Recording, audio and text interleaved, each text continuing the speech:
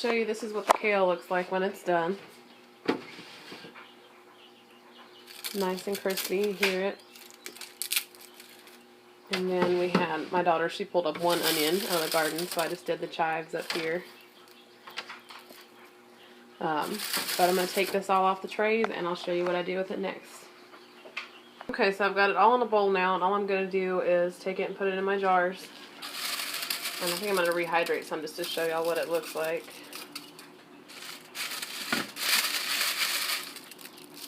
So anyway, I'm just going to get my jars full. I try not to crush these up so when that rehydrate it'll be, won't be so small. But we use this in soups and stews in the wintertime.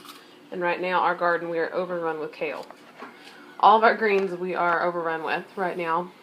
But let me get this in the jars and I will show you how I seal them. Okay, so I've got some kale rehydrating right here for you. Got real hot water and put a few pieces in. We're going to let that sit, probably take, I don't know, 5 to 10 minutes or so. But I'm going to set that to the side. And I ended up putting all of my kale into 1 quart jar because what I dehydrated would be about, 1 serving for my family.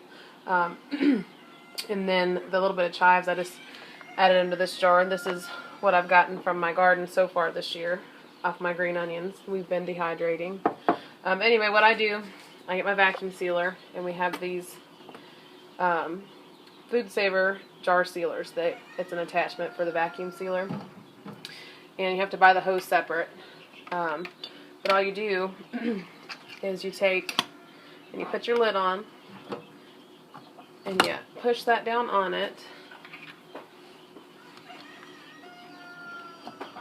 And you've got your hose attached to the jar. And then back there, and then you lock it like you would to seal it.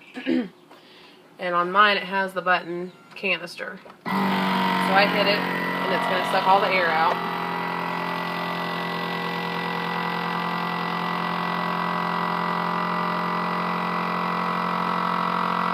And once it's done, all we'll do is pull this piece off first, then pull this, and it'll be sealed. I'll do the same thing for my chives.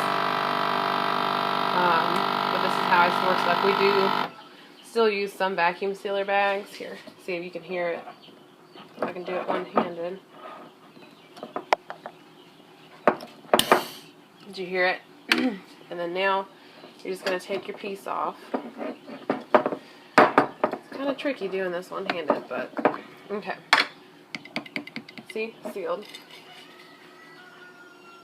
And then all I do, take my ring, put it on it, and like this, I'll write the date on it today when I put it up.